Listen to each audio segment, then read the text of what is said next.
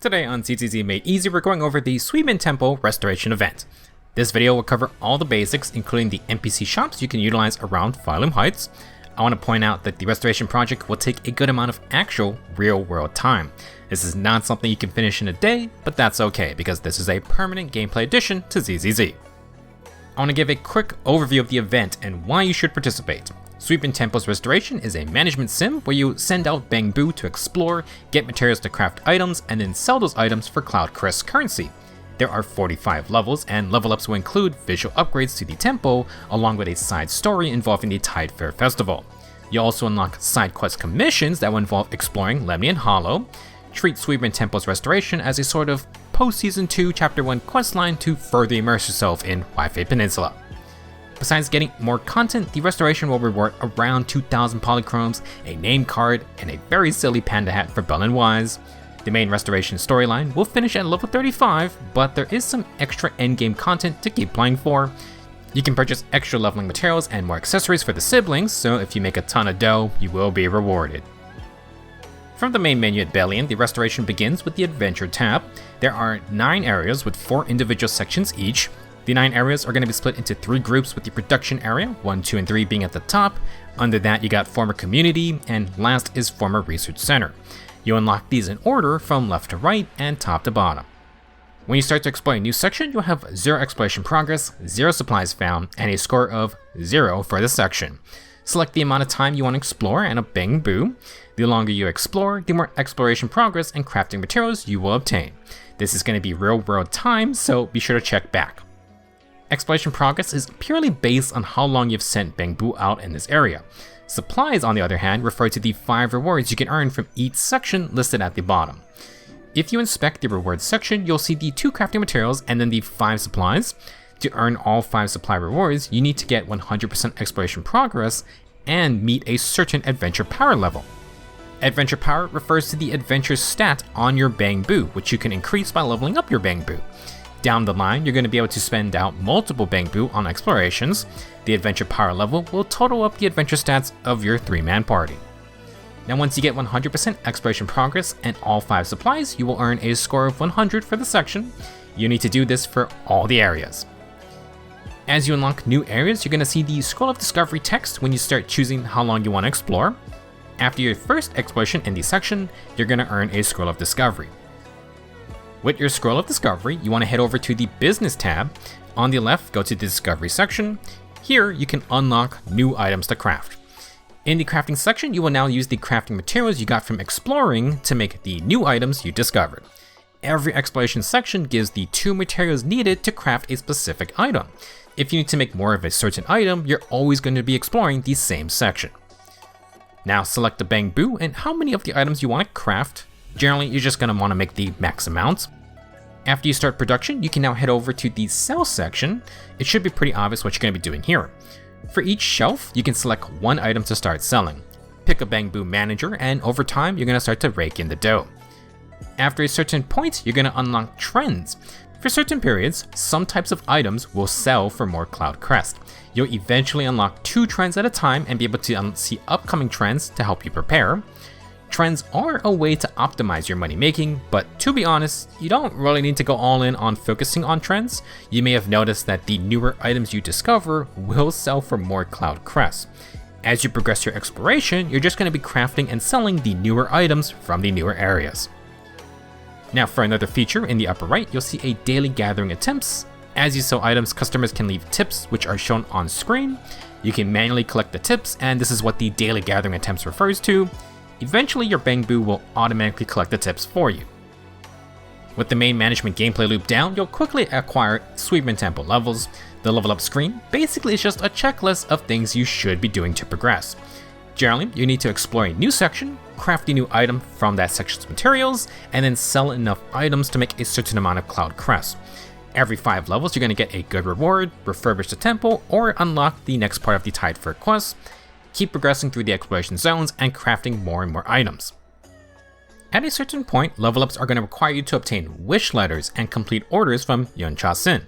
Talk to Sweetie and grab some dim sum, because Yuncha-sen is where the other gameplay features of this event come from. First off, under Neighborhood Wishes, various NPCs will request you to submit items to complete orders. These orders are listed in green, and generally you're just going to submit an order for every new item you discover.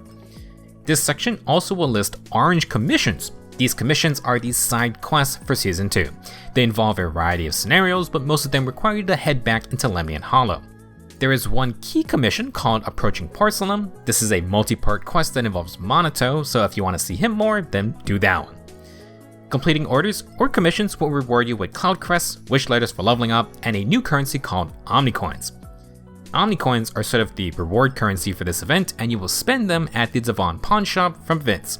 You can buy things like polychromes, leveling materials, and accessories. These will be locked behind Suibian Temple levels though, so you will need to progress the restoration project. Vince and Omnicoins have more uses, but we'll come back to that later. To help level up your temple, Reed and Good Goods are a supplier for when you don't want to wait for your Bangboo to explore an area. As you progress, Good Goods will unlock 3 collect and exchange sections. Each tab uses a different currency, but you can directly buy crafting materials to make items with. The currency used is actually the gathering materials you can find in Lemnian Hollow itself. For the first tab, you will need Lumite ore, which is found in the central production area. The second tab requires inner ether canisters, which is in the former employee community. The third tab uses high entropy alloy, which is in the former research center. These names should sound familiar because they directly correspond to the 3 areas the Bangboo adventure in. What this means is that the Lumite ore currency is used to buy crafting materials you would find in production area 1, 2, and 3. Ether canisters are for materials found in former community. Last, the alloy buys materials from the former research center.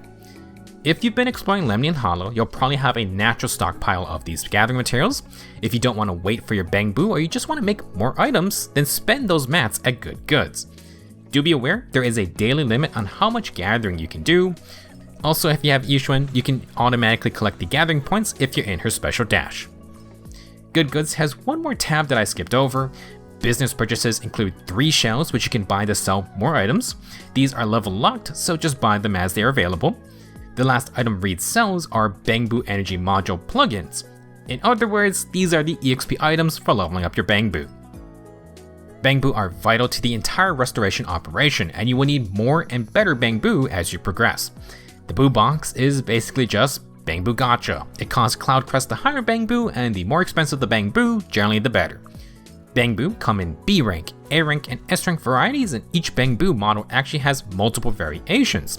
You'll see Paper Boo type 1, 2, and 3, or Overtime Boo type 1, 2, and 3.